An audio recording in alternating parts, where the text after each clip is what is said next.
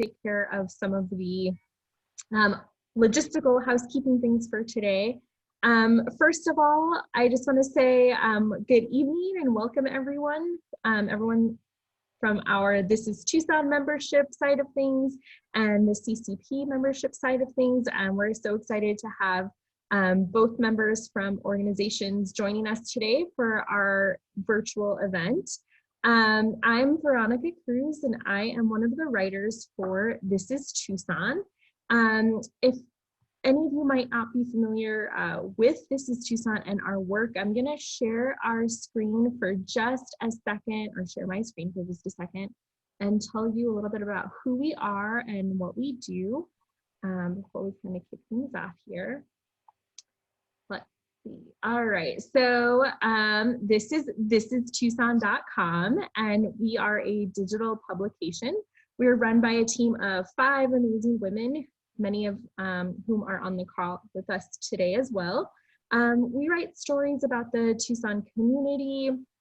We write about the people, places, the food, all of the things that make Tucson really unique and hopefully help you all discover things to love about Tucson and our community here, like the Center for Creative Photography. You can read our stories on our website, which is here, thisistucson.com. You can also like us on Facebook. You can follow us on Instagram. You can join any one of our newsletter lists. You can kind of play around and find all of those links here. And we started a membership program in March. And so we just want to say thank you so much to all of our members who are contributing to us. Oh, I'm not sharing my screen. Can you see it now? No, yes, thumbs up. No, I don't know why. Let's see. Try again. Now can you see it? Yes. This is Tucson.com. And so I'll just go through. You can find us here. Here's our link to our Facebook page. Give us a like. We share all of our work there. You can follow us on Instagram as well.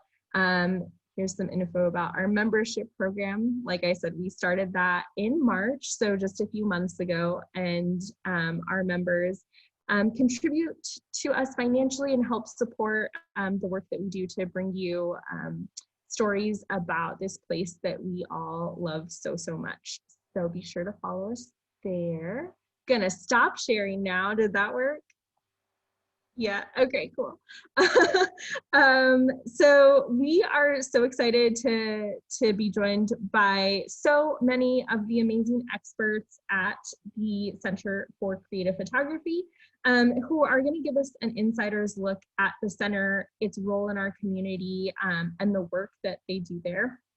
We're going to learn a lot. I'm so excited about the journey that we're going to go on tonight. A little bit of housekeeping.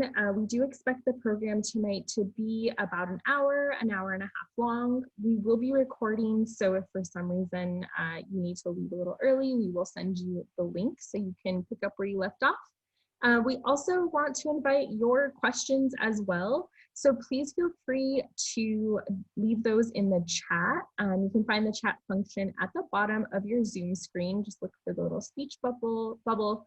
Click that, and then you can type in any questions that you have for our speakers, and we'll ask those kind of throughout the presentation, and then we'll leave a little bit of time at the end for any of those lingering questions as well.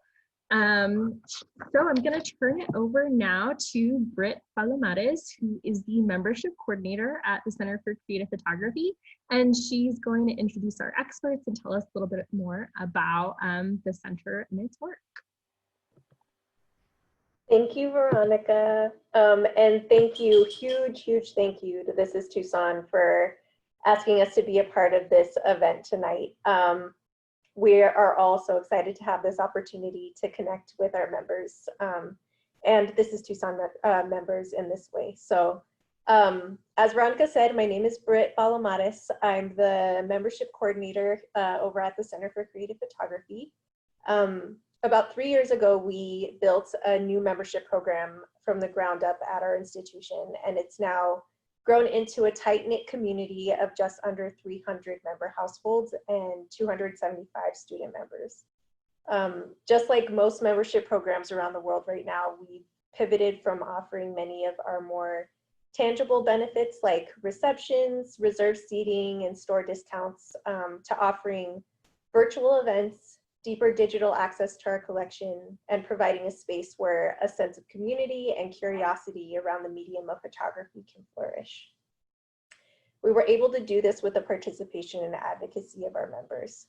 So we thank each and every one of you here tonight for that support. And for those of you who are new to the CCP, welcome. We all look really, we look forward to sharing more with you tonight. We have a wonderful group of CCP staff who will be talking about their roles and giving you a more intimate look at the ongoings of one of the world's finest academic art museums and study centers for the history of photography. Our speakers tonight will include Dr. Rebecca Senf, our Chief Curator, Alexis Paraguay, our Associate Archivist, Megan Clancy, our Senior Registrar, and Dr. Meg Jackson Fox, our Associate Curator for Academic and Public Programs. And with all of that, I will pass it over to our first speaker, Dr. Becky Senf.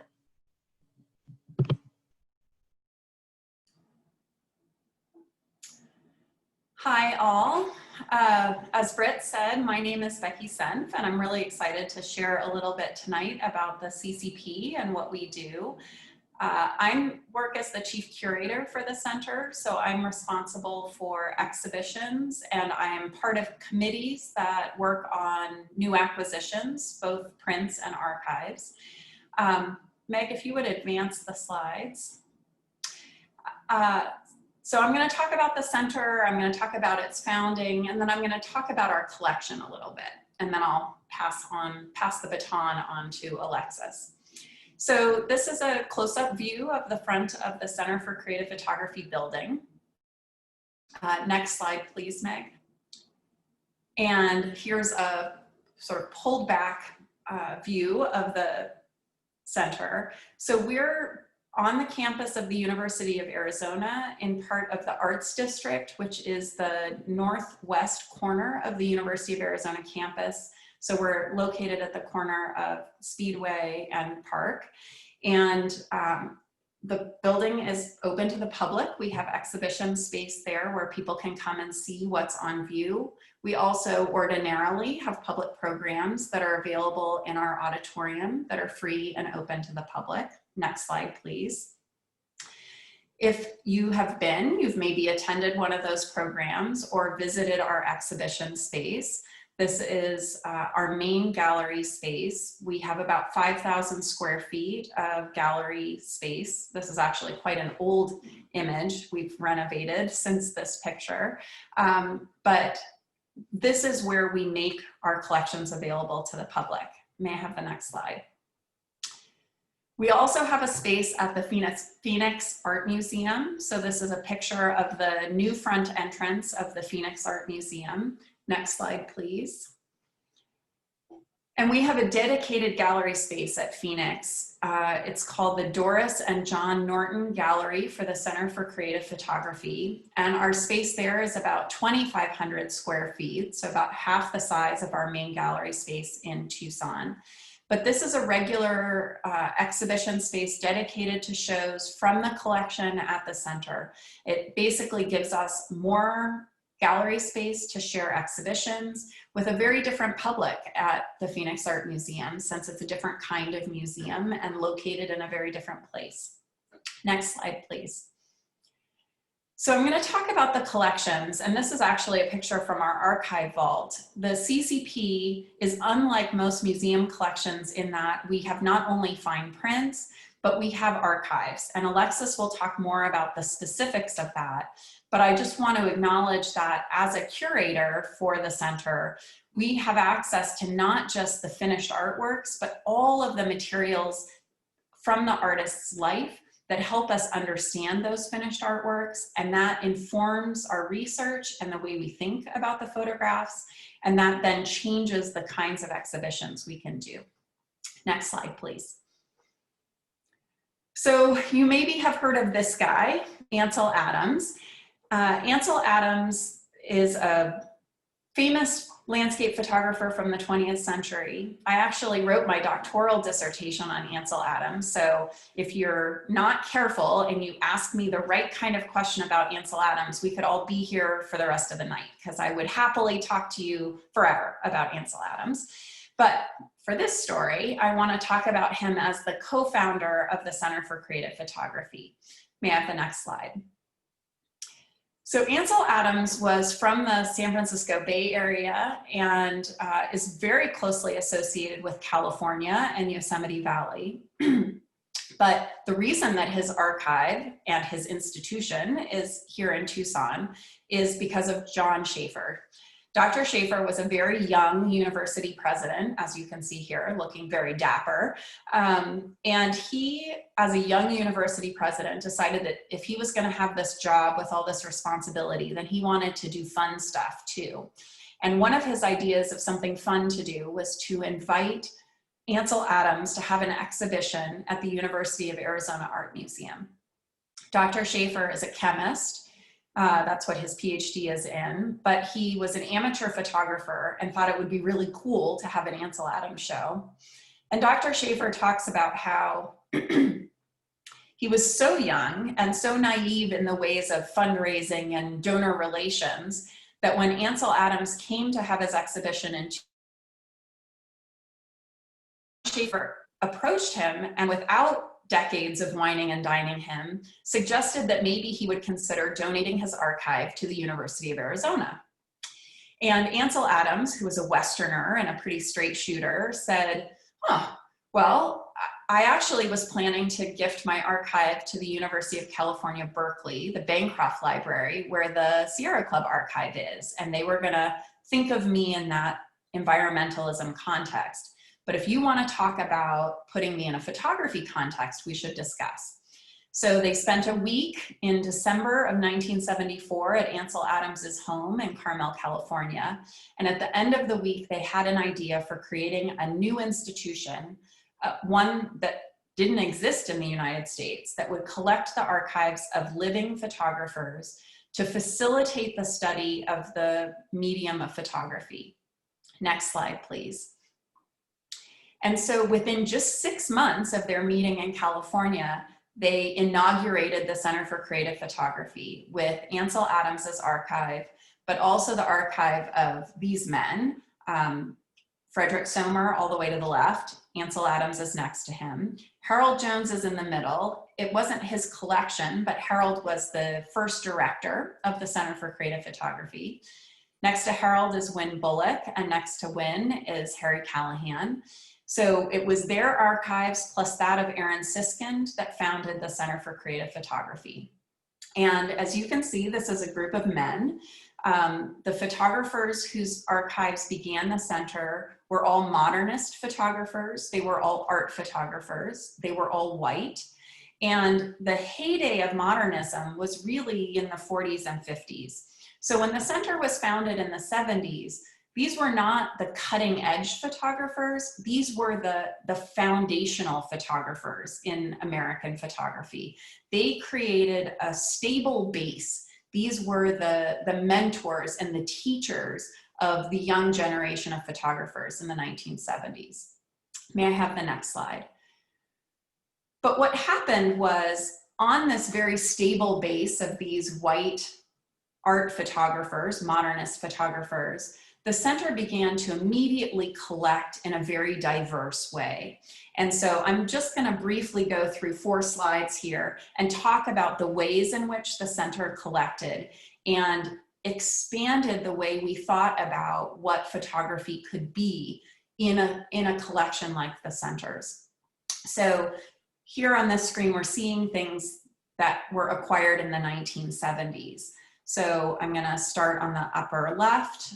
We're looking at a picture of Egypt from the 19th century, from Maison Bonfils, a French house of photography. And they did travel photography around the Middle East and North Africa, bringing these exotic views back to European homes.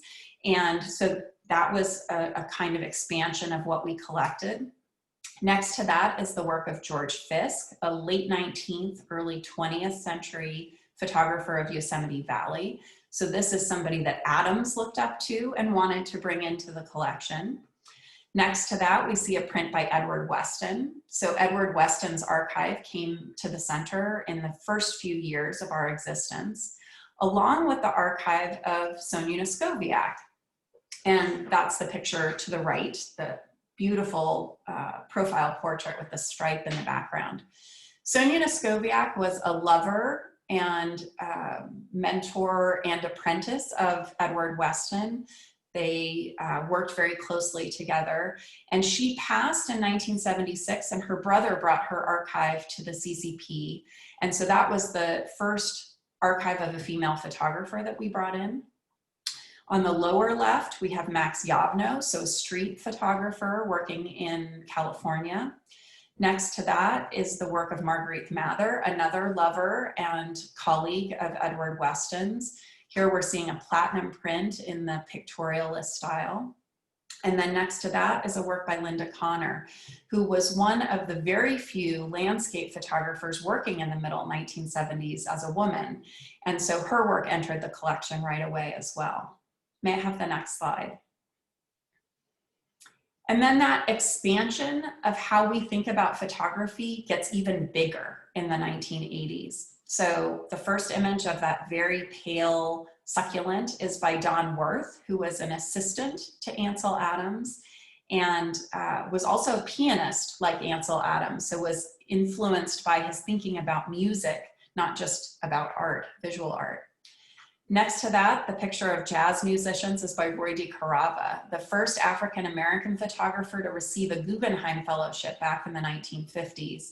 And our collection has a wonderful representation of his work, both pictures shot in Harlem and his focus on jazz musicians. Next to that is the work of Jerry Yulesman, that incredible picture of the boat on the water that then blends into a room. That kind of surrealist combination may not seem so strange to us now in the era of Photoshop, but Jerry Yulesman was doing that all in the dark room.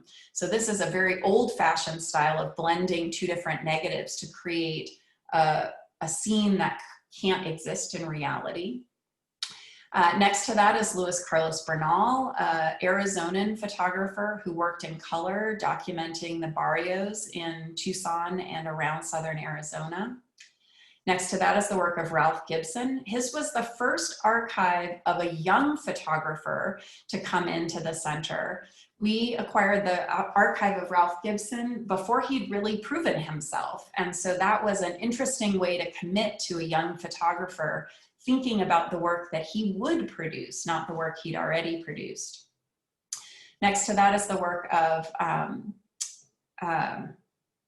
Robert Heineken, sorry, I lost his name for a second, who was a conceptual photographer and a really different way to conceptualize what counts as photography. So he was someone who very often didn't make new photographs, but worked with existing photographs to create art that commented on society.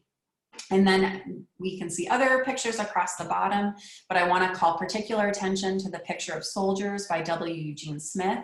So we began to also collect photojournalism, which many art photographers would have thought as a very different kind of practice than an art photography practice. May I have the next slide? That kind of expansion just continues in the 1990s with work by Louise Dahl Wolfe in the upper left, a fashion photographer. So now thinking about photographers who are working on commission professionally, more women like Laura Volkerding, whose picture of Airstream trailers is there on the top. And we began to collect Mexican photographers, including both Graciela Iturbide, whose picture is on the top right, and Lola Alvarez Bravo, whose work is there in the middle. And if I could have the next slide. And we continue, of course, to acquire into the 21st century. We're still acquiring work from the early 20th century. The picture that we see here of the Statue of Liberty is by Andy Warhol, who was not considered a photographer, but pop artist whose practice included photography. The picture with the woman with her hand to her face was by a photographer, Rolly McKenna, who focused exclusively on portraits of poets. So we continue to acquire and add all different kinds of photographers to the collection. And if I may have the next slide. All of those different photographs then are the material that we bring through when we do exhibitions. And so this particular exhibition was one organized by genre. So it was still life photographs that drew from every era of the collection, all kinds of different processes and types of photographs. And each exhibition we do begins with the collection and research into the collection, and then we create a new idea that we get to share with the audience through the exhibitions. And so now I'm going to pass it off to Alexis, who's going to talk about a bit about how we acquire those things and what our process is. Thank you, Becky. So before I dive into the archives, I wanted to first talk about the archive acquisition process, as some of you may wonder how CCP goes about acquiring archives. A large responsibility of a collecting institution is to figure out what should be collected and how we're going to go about doing that. We recognize we're collecting people's life work and materials they feel very attached to. So the acquisition process requires trust building and trust and relationship building. We want people to feel comfortable transferring their materials to us and knowing that we're going to protect them. The CCP has an archive acquisition committee that's made up of staff from the archives, curatorial, director's office, and development, and we review proposals on a regular basis. We use a set of criteria to determine if the CCP is a good fit for the archive. Some of the questions that we consider include the archive on our collecting plan and does it meet our mission? Does it complement our legacy collections? Does it fill a gap or include new narratives to expand the history of photography in our collection? What materials are there? What is the content and what are the types of formats in those materials? What are the resources that are required to care for these materials on a long-term basis? And what is the research value of these materials? Is there informational or evidential value in these records? What's the historical context behind these records? And ultimately, will students and scholars find these materials useful in their studies? Next slide. So the archival collections, it's approximately 8 million objects. This includes 283 archival collections, which range between 1 box and 800 boxes. We have 1,300 oral histories from our Voices of Photography collection, 10,000 books and journals in our Special Collections Library, and an overall vast array of different materials and formats, including digital objects. As archivists, we must determine how to properly care for and protect these materials for the long term, while also balancing the facilitation of access to and the use of these materials. Next slide. So the Laura Volkerding Study Center is where we provide access to the collections, and it's located on the 2nd floor of the CCP. We have a reading room that hosts our researchers and students, and within that space, there's the Special Collections Library, which you can actually see behind me. We typically host 75 researchers a year, in addition to numerous students, faculty, and classes. We also have a separate print viewing room, which you can see on the right-hand side of your screen, and that's where we show the fine print collection materials. And although we're currently closed, we typically offer access by appointment only. Next slide. So the next few slides that I wanted to share contain some of the unique items and gems that are in the CCP archives. As the Center for Creative Photography, we're known for the photographic prints that we collect. However, I wanted to highlight a variety of the objects that you don't often get to see. So the first item is a photo album created by Ansel Adams, and it's extremely fragile, so we don't get to showcase a lot. Ansel created this as a teenager after he and his family visited Yosemite National Park in 1916. And these are some of his very first photographs, and the image here, it's kind of small, but that's of Half Dome. Next slide. Also in the Ansel Adams archive, we have a wide variety of materials. So cameras, equipment, several typewriters, clothing, a cowboy hat, awards, and then as you can see here, stamps and sheet music. So Adams used the stamps for his proof prints and portfolios that often provided instructions to publishers and printers. Some of the ones you see here say, kindly return this print, the photograph must not be cropped, or rough print not for reproduction or exhibition. Ansel Adams was also a talented pianist, and we have an extensive collection of his sheet music, as well as a really large vinyl record collection of classical music. Next slide. Lola Alvarez Bravo archive at the center contains thousands of negatives, as well as a few hundred prints. Lola Alvarez Bravo is one of Mexico's most important 20th century photographers, and her archive is frequently studied by students and scholars all over the world. The images here are examples of some of her work. Both of these are positives of negatives that we digitized. The left hand of the screen shows one of Lola Alvarez Bravo's photo montages, and these were attempted to be elevated as fine art in comparison to mural artists like Diego Rivera. And the image on the right is from the set of Viaje a la Luna, which was a surrealist play written by poet Federico Garcia Lorca in 1929. Next slide. Paul Strand is an American photographer from the 20th century who worked alongside other modern photographers and artists like Alfred Stieglitz, Edward Weston, and Georgia O'Keeffe. The Strand archive at CCP contains correspondence, publications, exhibition materials, films, slides, and scrapbooks. And the image here is a box of Strand's miniature book maquettes, which he would mock up and put images into a selection and arrange in an order in preparation for publishing the books, such as Ghana, an African Portrait, and Living Egypt. Next slide. So this collection is really fun. This is the Arthur Cheriss archive. And I like this because it has objects you wouldn't normally think of as being associated with a photographic archive. So Cheriss was an imaginative, or is an imaginative photographer who used many props in a surrealist approach to photography. And so the image of the props here you can see have been reproduced in one of his images from Fish Tank Sonata series. And this consists of 120 slides that tell an allegorical story of a fish who teaches a fisherman about caring for the environment. Next slide. And finally, the Edward Weston Daybooks. So Edward Weston is one of our more notable collections at the CCP. We have negatives, photographs, rich correspondence, and most importantly and valuable would be the scrapbooks. The image here is of a 50-page composition notebook that contains signatures of visitors to Weston's studio and exhibitions in Mexico, as well as clippings, announcements, and photographs relating to Weston's life in Mexico from 1923 to 1929. And now I'm going to turn it on over to Megan Clancy, our senior registrar.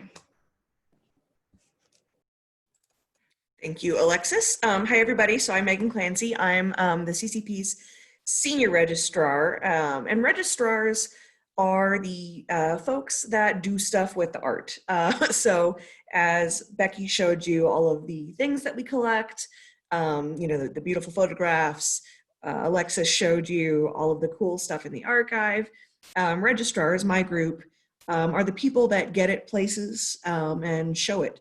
So I think the main thing that people don't really realize, or one of the things people don't realize about the CCP, is we have this like huge, amazing collection that is one of the best collections of photography anywhere, and it's here in Tucson, and people want it to go everywhere. So one of the things I do is I used to, right now I'm in my dining room, I used to take it places. So couriering is the part of the registrar's job, which is essentially escorting artwork as it travels throughout the world. So we'll have researchers come to the center, look at our prints, look at our archive materials, go back to their home institutions all over the world, all over the country, and make exhibitions out of them. And then they ask, by the way, can I borrow that thing I looked at? And we're like, yeah, we can do that. And it starts with a 10-hour road trip between Tucson and Los Angeles. In order to get art on planes, you need a direct flight, which is in short supply in Tucson. I'm sure many of you have flown out of here, and it's not so much a thing unless you're going to Phoenix. So we work with art shippers. That is a climate controlled truck that you see right there, and that is somewhere between here and LA. And we load our art in crates onto the truck and we take it to LA. So next slide, please. Once we get to LA, we go to the airport. So the LAX warehouses are near the part of LAX where you guys would all kind of get onto the, go through the lines and everything. They're where all cargo is handled. So we have, in our couriering adventures over the years, I've seen 10,000 pounds of asparagus being loaded onto pallets. I've seen cars. I've seen all kinds of stuff. And so what you're seeing here is crates, our CCP crates. We are known in the industry for our state-of-the-art crating situation. We use plastic crates, so not wooden. And I know this is like riveting stuff. You're all gonna go tell your families that you learned about crates today. So the wonderful thing about these crates is that they're reusable. We don't have to get them rebuilt every time we need a new thing. We have two wonderful preparators on staff, Lynn and Amy, who retrofit these crates every time. And so we're creating much less waste than the average museum in the crating of artwork. So these crates are loaded onto a special airline pallet, which is what you're seeing there. If you could see the image move, you would see that the whole thing is on an actuator. So as the plane moves, the whole sort of crate on that pallet shifts. So it's absorbing some of the impacts of air travel. Turbulence is a thing, and we don't want it to be a thing for delicate artwork. So we report to this warehouse roughly 8 to 10 hours before our flight leaves. So if you have an early morning flight, you are spending a late night at a warehouse with your new closest friends, the cargo staff at LAX. But everybody's super nice usually. They give you coffee and snacks, just dress warm. And so once we get all of that crated and strapped down to the nines, it goes on the plane. So next slide, please. And a lot of times it's a passenger plane. So you may not know this, but when you are flying on a big passenger plane to New York, or in this case, Tokyo, the cargo bay underneath where the people sit is full of all kinds of weird stuff because the airlines make a good amount of money from selling that cargo space. So the cargo bay is segmented into two parts, not delicate cargo and delicate cargo. Not delicate cargo would be the asparagus. It apparently is very resilient. Delicate cargo is art, animals. We have shared cargo space with bees and chickens and dogs and cats. And the climate controlled space is kept at about the same climate, a little bit cooler than the cabin itself. Now, artwork is delicate and it's old a lot of the time, and it reacts to changes in temperature and climate. So one of the things that the courier is responsible for is making sure that the artwork experiences as little fluctuation as possible. So some of the measures we take to prevent that are in the crating and the preparation of the artwork, and some of it is in making sure that we transition between all of the different environments, from the truck to the warehouse to the plane, with enough time for the artwork to get used to what's happening to it, especially artwork coming out of a desert like Tucson and possibly going somewhere like Tokyo, which is a bit warm and a bit damp. So that's where this stuff was going. And this is the sort of freight elevator that's used to load the crates onto the plane. So the courier kind of hangs out. We don't go near the planes anymore. We used to be able to. Now we kind of watch from a distance and wave at our stuff. And then we go through the regular airport portion of the program and get on the plane. Next slide, please. And then we go on an airplane ride, and at the end of it, we go to another warehouse and do the whole process in reverse. So at this point, if you're not a person that can sleep on a plane, you maybe already have been awake for 20 hours or so, 30 hours if you're going somewhere like Japan. And then you get to stay awake some more, so it's all super fun. Coffee is your friend. So this is the warehouse for the Japan Airlines in Tokyo. So these are the same crates that you saw being loaded onto the plane in the last image, being offloaded. This is a whole lot of hurry up and wait for the courier oftentimes. You're trying to get all of your customs documentation done. We work with a group of people known as freight forwarders. They do all of the customs paperwork for us. And so those guys are amazing and wonderful and very busy. They're running between offices like crazy, and we're standing around generally feeling fairly useless and watching everybody else do all the work. So these are some airline freight handlers loading our crates onto a truck, getting ready to leave. And I thought this was like the coolest truck I'd ever seen because you load it from the side and it's brilliant. And I don't understand why we don't have those here, but we really should. Next slide, please. So then you get to go on a truck ride to the museum that you're going to. So this is kind of the last leg of your trip. Once we get to the museum where we'll be showing the work, we offload our crates and let them, we call it acclimatization. So we're letting them get used to yet another change in climate. Museums are a controlled climate space usually, so you're kind of bringing it back down to where the artwork is used to being. Usually that's about a 24-hour rest period where the courier has a snack and sleep, and then you come back and you start install. So the first phase of installation is inspecting the prints, inspecting the artwork to make sure that nothing changed during shipping. So this is a conservator I worked with at the V&A Museum. She is reviewing the condition of some prints that we brought for a show there. And you can see the little binder next to her is my notes of what I saw in terms of the condition of the prints before I left. So she's comparing what I recorded to what she's seeing there several days later. Next slide, please. Once conservation signs off, we get to do the thing that we came to do in the first place, which is install the artwork.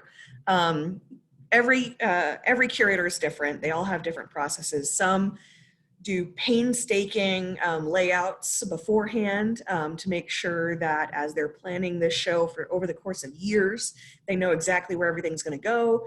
And some say, lay it all out and I'll make decisions when I see it. This was a bit of both. You can see the little placeholders that they had made. They're like little pieces of paper to show where they suspect prints would go well. And then the art handlers there are matching everything up. This was a show about women photographers that was staged at 2 museums simultaneously.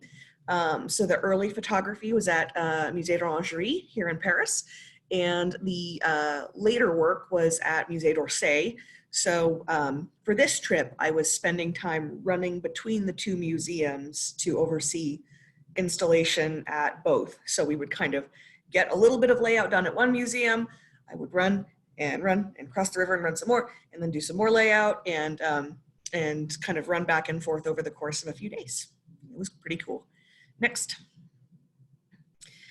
And then if everything goes well and the curators sign off, we get to finally install artwork. So the courier's next task is making sure everything is installed safe and secure. It's handled safely. These are art preparators at the Tokyo Photographic Art Museum, same shipment we saw on the plane. Hanging them, we use security hardware to make sure that no one can really like tug them off the wall. So the courier will go through and give everything a nice tug before you go to make sure it's all secure. As part of the agreements that these institutions sign with us, they state that once we hang it, it does not move. So the courier is basically able to say, is this where you want it, everything? Okay, because it's got to stay here for like 6 months before I come back. Take it down. Next slide, please. And then the last step is really documenting the install. This has a few, we do this for a few reasons. One is for our own record keeping. We want to see what the curator did with the artwork. A lot of these shows we'll never see in person. Some of us will never see in person. And so we're essentially capturing the research and final product of that curator. It's also for record keeping. For me, in this case, I was the courier for this show. So when I would go back to take the artwork down, we could ensure that nothing had moved or changed position without our knowledge. So this is the final shot I took of this cluster of prints. This is a group of Gary Winogrand prints that was in a show at the Barbican that was curated by a photographer, Martin Parr. He was, the kind of thesis of the show was photographers from other countries that had come to take photos of Britain. And Gary Winogrand was a particular favorite photographer of his. So this arrangement of prints changed many, many times over the course of a few days because he couldn't quite get it just right. So there was lots of like, are you sure? Because I've got to go soon. And then finally taking the shot. Next, please. And then I'll also document other ways in which our property kind of shows up. So if you may not know, we own the copyrights to many photographers' work, one of which is Lil Alvarez Bravo. So for this show, Frida Kahlo Making Herself Up, which was a joint venture between the Mexican government and the V&A Museum, they had really wanted to use this particular Lil Alvarez Bravo image as a title treatment, but they wanted to show it in a pretty non-standard way. Usually we prefer that our photographs be shown the exact way that they appear in the real world so that you get, a very clear sense of what you're looking at. They wanted to invert it and do some other things with it. So this kind of title treatment was the end result of discussions and negotiations between our licensing staff and our curatorial staff and them. So I was able to take a shot of it to show everyone how the final product ended up looking. Next, please. And then I go away. So all of this really takes place over the course of 3 or 4 days for the most part. I like to take a shot of the museum that we installed at for our records, and because it's a cool part of my job, something that I really enjoyed doing. I hope I get to do it again someday. This is the last trip I took. It was to Frankfurt in February of 2020. I will never forget it because I don't speak German. Spent a lot of time watching BBC, and they were talking about a thing called COVID.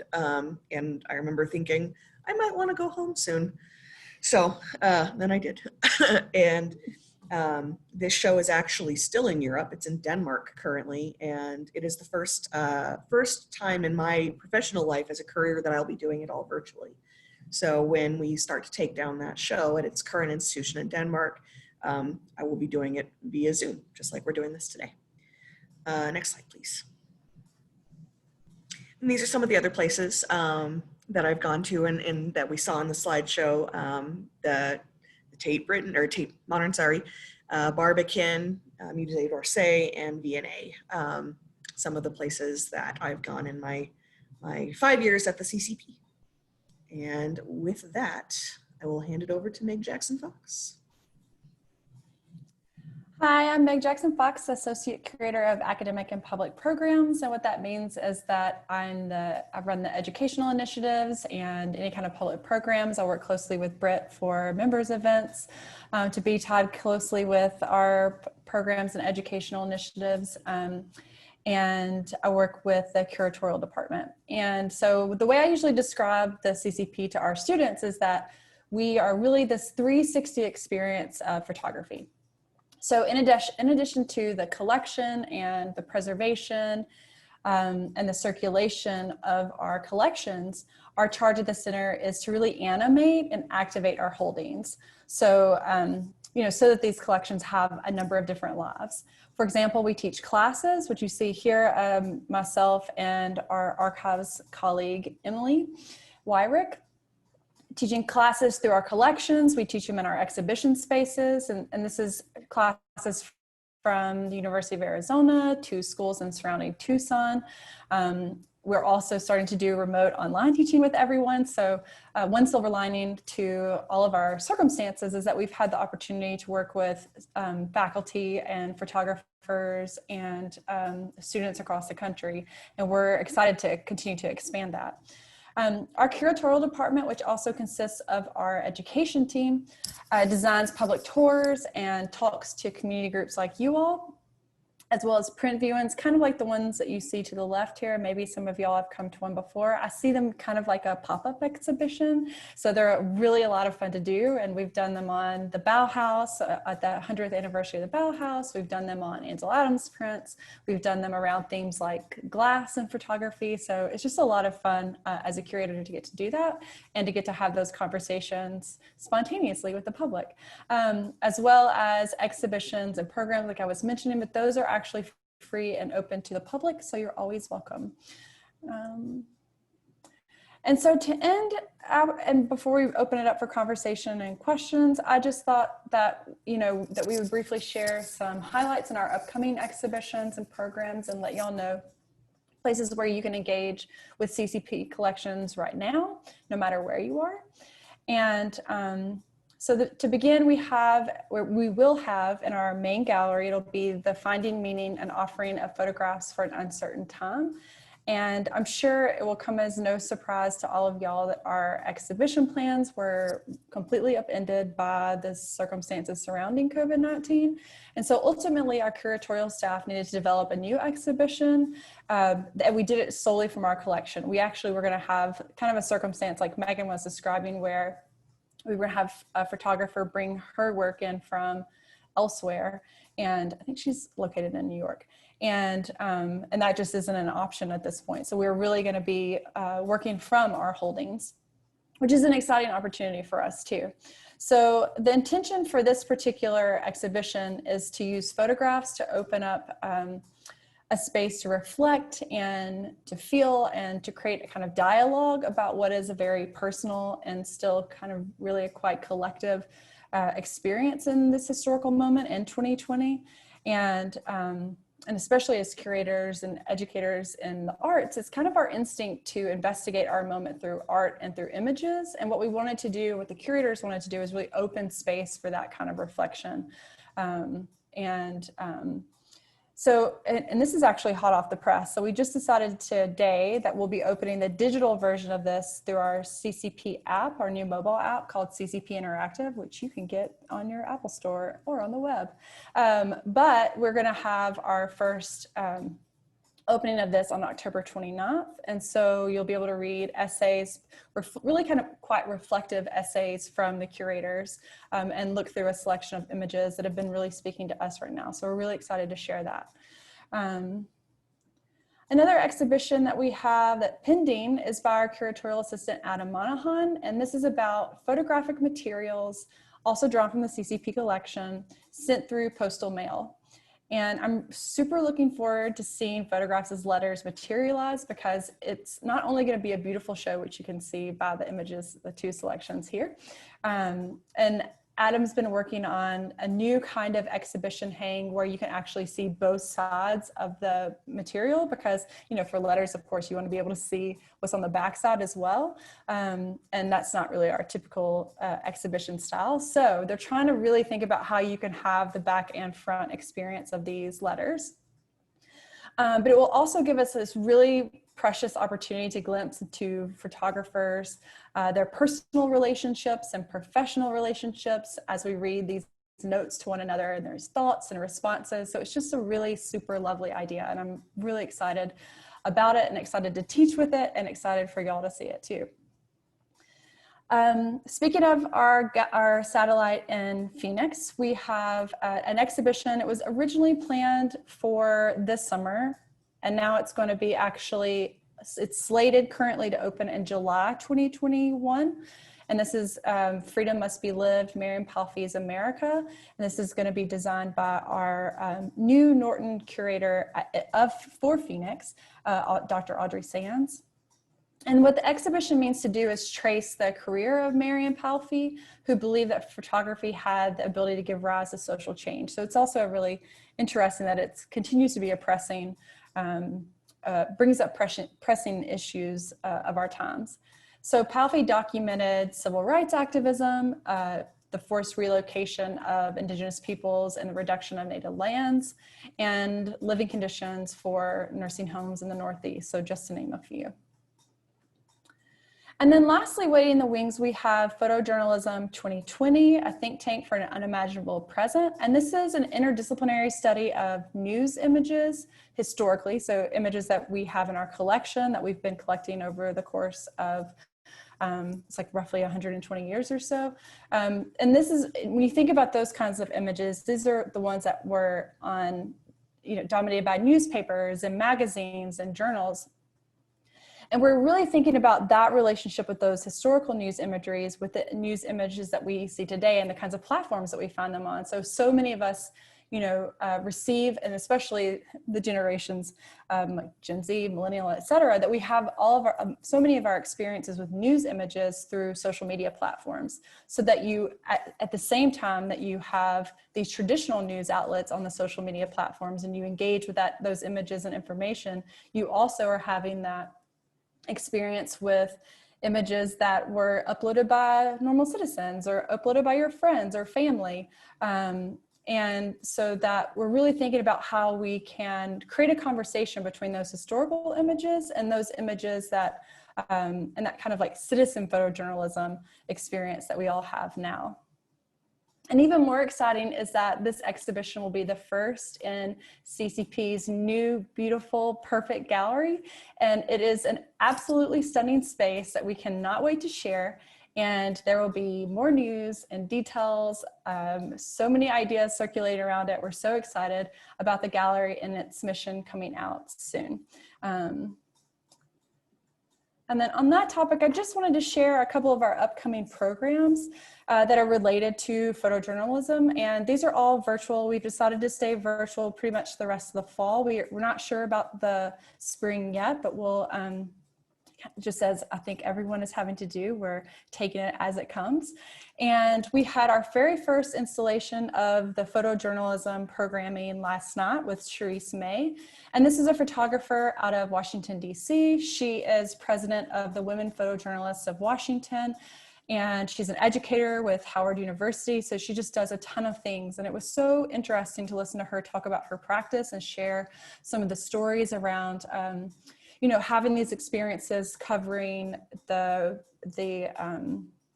White House and the Capitol. And so she's in these like government political spaces, the official spaces for our politics. And then leaving that and within minutes, being outside of those walls and then covering the Black Lives Matter movement in Washington, D.C. So it was just a really wonderful conversation with her. And you can, each time that we have a program, we upload those programs now to our YouTube account, our YouTube channel. So you can also access that video whenever you have time, because I know we're overbooked with all of our different virtual events because we have access to everyone across the country, which is amazing and also has, a ton going on. So we would love for you to check it out on our YouTube. We also have one coming up for David Hume Kennerly, and this is our October program for photojournalism. And maybe some of you know that we had a large announcement last October. It was almost exactly a year to when we're going to have this on October 15th, that we acquired the archive of David Hume Kennerly. And Kennerly is the former White House photographer for Gerald Ford, and he was also a Pulitzer Prize winning photographer in his 20s. Becky, tell me if I'm wrong. I think it's his 20s, yeah. And just has this amazing career since the 60s, covering everything from the Olympics to political campaigns to wars and different kinds of migrations. And it's just an incredible archive that we're so lucky to have and to be able to work with.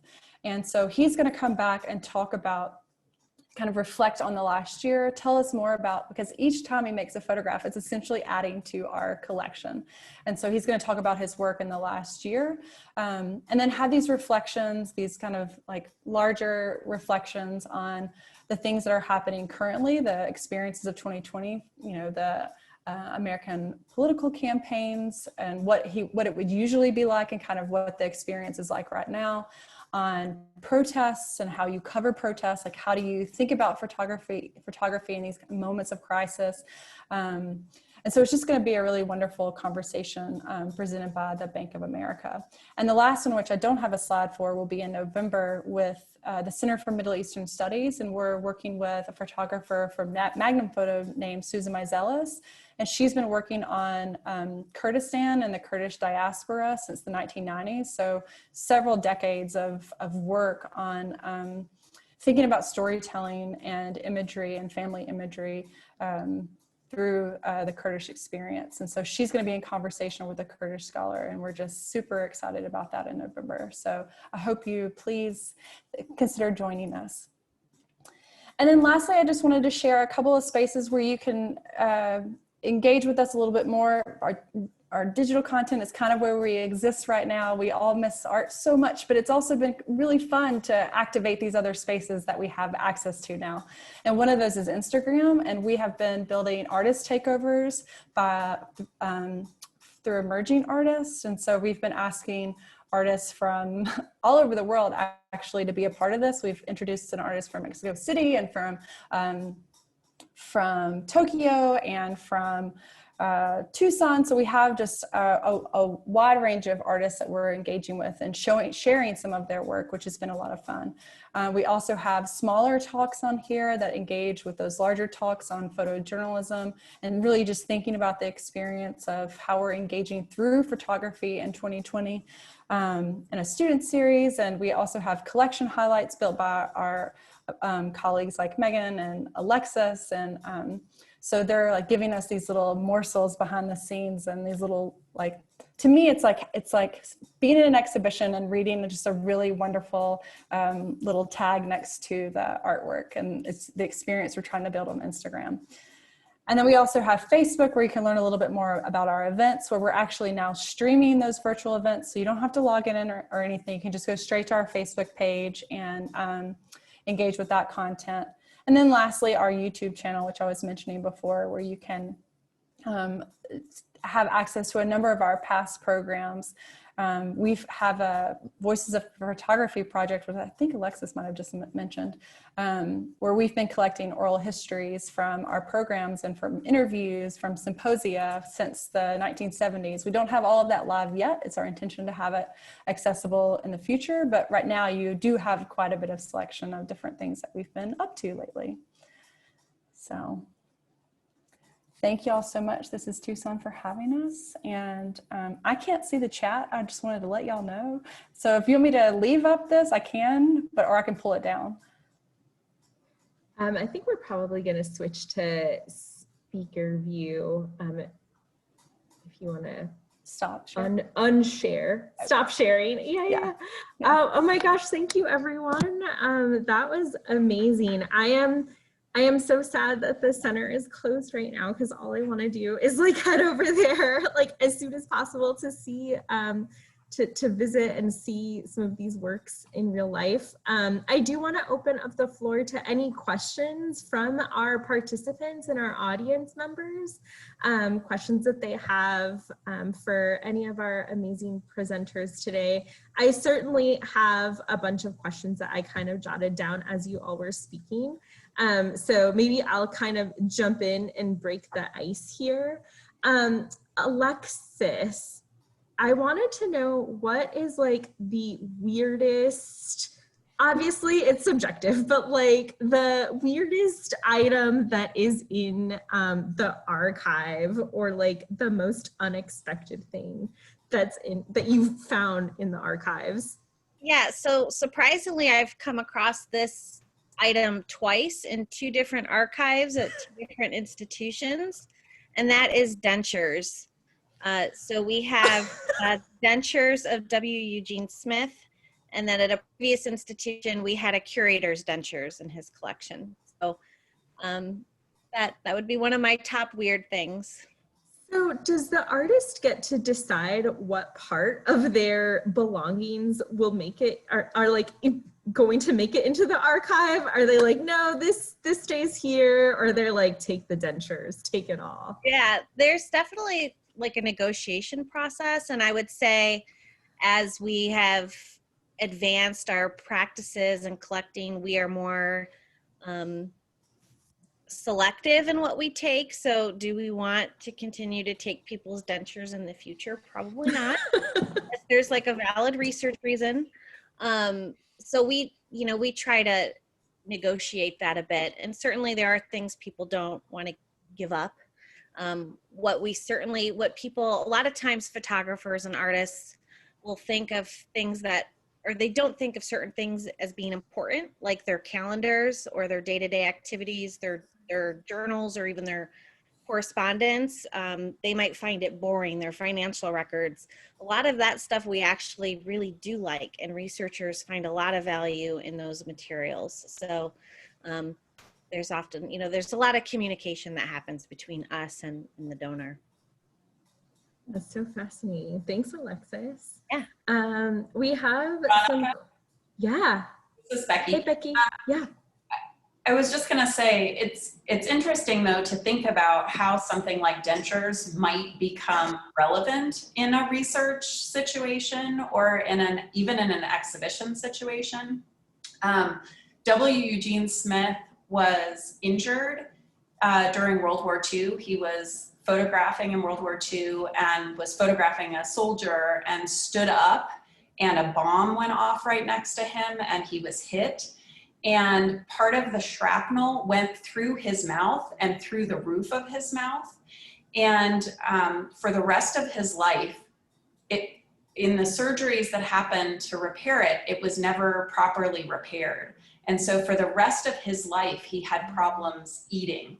And that influenced, I mean, he had PTSD and he ended up with a amphetamine addiction and an alcohol addiction. And so even though you would think that dentures wouldn't have anything to do with understanding a photographer, W. Eugene Smith's mouth is actually really important to what his life was like. So there are these interesting links in the way that you might find meaning in these strange things that we would find in an archive.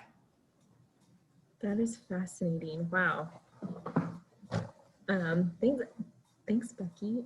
We do have a question from the audience that I do want to make sure we get to, so it's not all of my selfish questions. So I think this one's for Megan. How many exhibits at other museums happen each year? So how often is art traveling? How often are pieces from CCP's collection on display around the world? Yeah, it definitely, it varies in kind of a really, like, it's almost cyclical in a way that has always been interesting to me, because it's not like all of the museums around the world like collude, but it feels to me like we'll have some years where we'll do a dozen loans, not all overseas, a lot of it domestically actually. We do many more loans to institutions in the United States than we do abroad for the most part.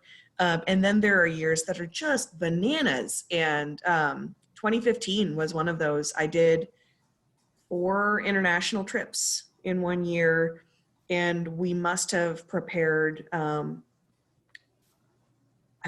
close to 1,000 artworks to go other places in New York. So the big ones that we kind of very consistently are seeing requests from are New York, LA, San Francisco, Chicago. Those are kind of like, we just funnel artworks to those places constantly, because a lot of those, they're big museums that have multiple disciplines. And the thing about photography is you can feature it in literally any type of exhibition.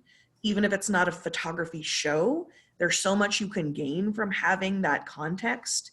So like the Frida Kahlo show that was at the V&A, that was very much not a photography show. It was about Frida's clothing and how she expressed her identity through the way that she presented herself through the world. So it was all of her clothes and her corsets and her jewelry, and the photography that we took was valuable because it showed her wearing the stuff. So you could see the actual outfit, and then you could see this photograph that was taken of her and give you very clear context for how she was showing that artwork.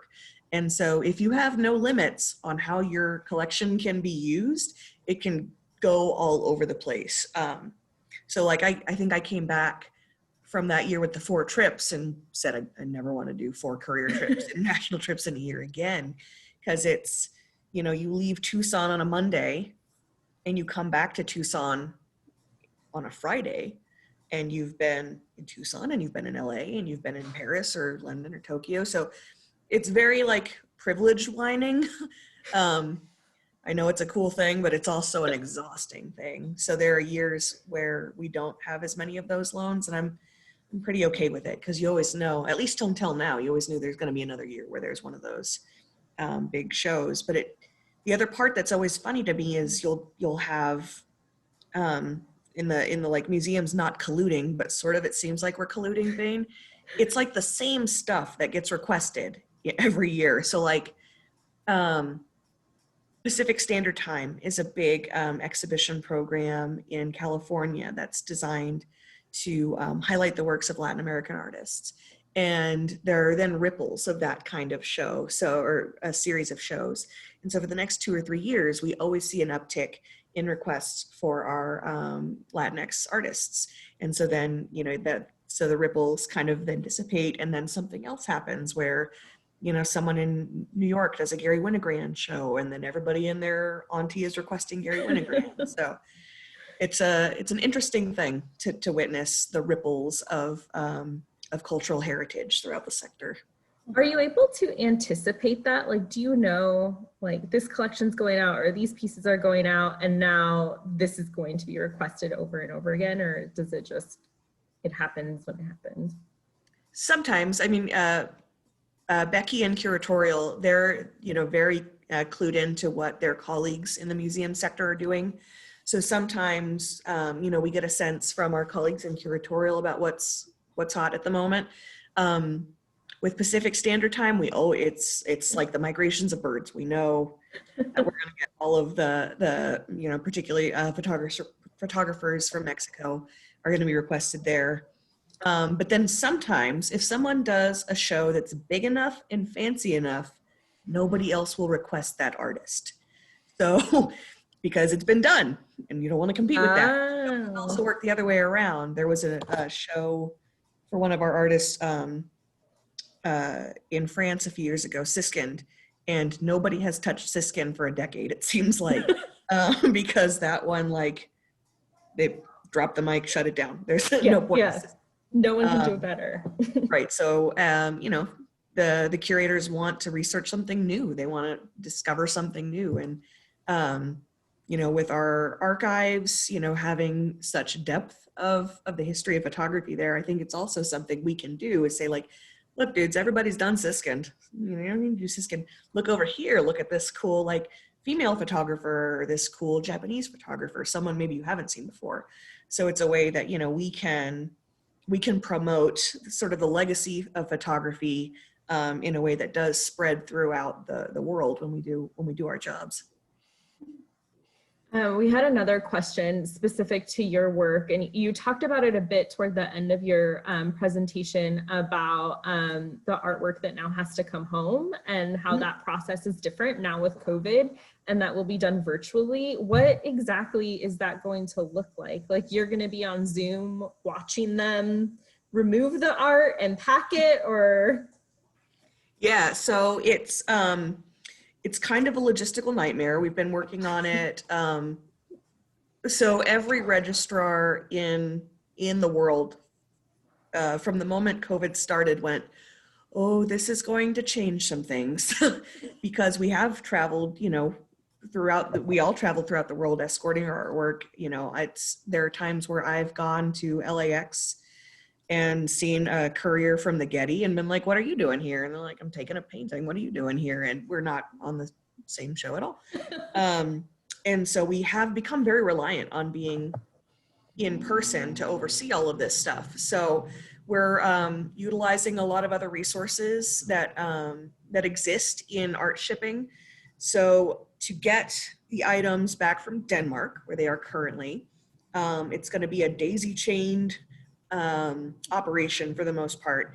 So my counterpart, the registrar at the Louisiana Museum of Art, is going to have me on Zoom while she takes down their artwork. And at any point, if I need to see something, I guess she's going to move the phone closer.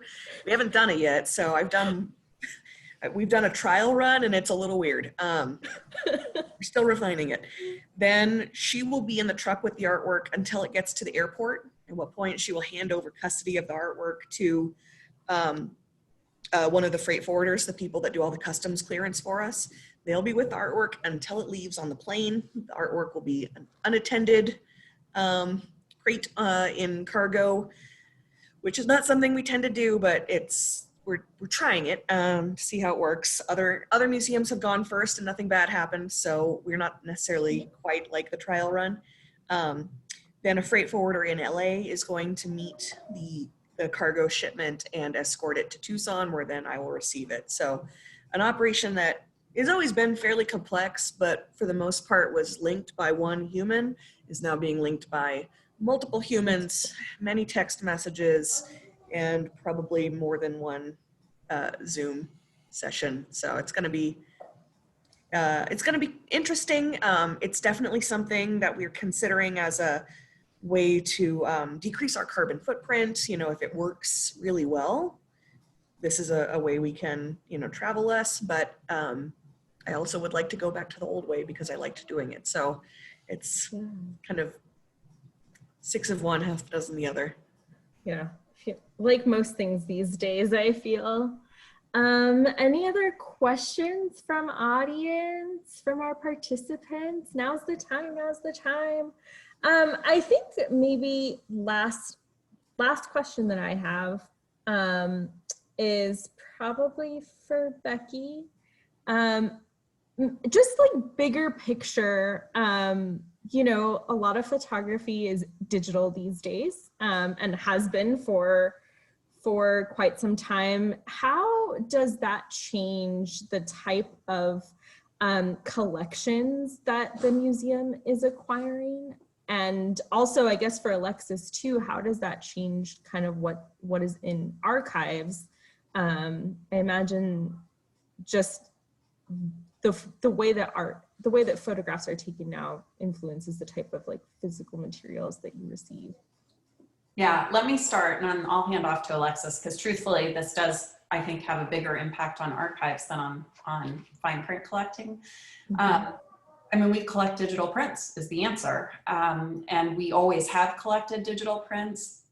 The really early digital prints were not very stable. I mean, you may remember the early digital prints that we made at home. You'd put them on your refrigerator, and if you got any water on them, they bled. And even just the chemicals that come out of the refrigerator would make the photos fade. And that was true for art photographs being made in those early years too. They're just not very stable. But as we kept making digital prints, they've gotten better. The inks and pigments they use are more stable. The paper bases they use receive the ink better. The process that they use to put the ink on the paper is better. But the center collected all the way along, and we will be able to show examples of, you know, some not so stable early digital prints, and then we'll have examples of the really perfect ones. But I do think Alexa should address that issue of digital records, because that's a really interesting one. Yeah, so we are building a digital preservation program. We have an associate archivist for digital initiatives. So certainly, you know, as photography advances, many photographers are working with digital photography. They're also not always printing those photographs. They're not producing like negatives in a traditional way, but they might have like sequences of many, many images on their hard drive. So we have to figure out how to care for those, but then also all their born digital records. So more people are doing email, more people have online calendars, more people, you know, there's all these digital materials out there, audiovisual materials, all of it that's now solely digital. So it has required archivists to step up our technology game in knowing how to take care of these materials and transferring files and migrating files. Because as we know, technology changes quickly and formats like fall apart and you can't open files anymore because it's an old format, like floppy disks. We have those in the collection. So how are we going to get the content off of these floppies and save it? So there's it's a lot of moving pieces and a lot of just a very different skill set that you need to have to maintain those materials, to make sure they don't disappear, but then also how are you going to serve them to people? So if a researcher comes into our reading room, how are they going to access those materials? Or if a researcher's in Japan, how do we facilitate access to those digital materials? Where a physical record, we could take a picture and send them a file. But now, you know, we have to kind of think of like what a virtual reading room looks like to serve these materials. So it brings a whole wealth of new issues that we have to tackle for those collections. You know, I think it's gonna be interesting for the generations after us to reckon with our digital loft, because there is going to be so much information. And in one way, like, you know, we have medievalist scholar friends in art history who hardly have maybe they have a book, maybe they have a manuscript on it, right? And now we're going to be on the complete other end of that spectrum, where you have all the things, you have all their emails, you have all of their social media to reckon with, right? And I would say the two greatest jobs of people who are trying to build like exhibitions or programs or whatever from this kinds of material is, you know, one is narrowing down on what is going to be most important. And the other is trying to build a narrative that makes sense from all of that information. So it's going to be really interesting, and I don't envy them. Yeah, I mean, we're going to end up, if we're not careful, with everybody's like Amazon receipts. Yeah, for yeah. all of time. All the things, yeah. Oh, that's so funny. I mean, I think there's a lot to learn from those Amazon receipts though, as well. Not wrong. At least certainly in this time, like what buying cycles did you go through during the pandemic? I think there are some trends there for sure. Oh, Barbara, thanks so much for joining us. Well, I'm gonna drop a link in our chat here. It's to a very quick survey. If all of our participants could just take a few minutes to fill that out, we would love to have your feedback and let us know what other kinds of events you'd like to see and have us bring to you in this virtual format. I want to say a huge thank you to everyone at CCP. Thank you, Britt and Megan and Meg and Alexis and Becky. This truly was an amazing opportunity, and please keep us updated on when the center opens its doors again. We hope it's not too long. Britt, would you like to say anything else before we leave today? Just a giant thank you to all of you and to all of the members who were able to make it today. We do have some links that we were going to drop in the chat too, just to connect anybody to the CCP if they're interested. So I'm going to do that real quick. There's quite a few, so get ready.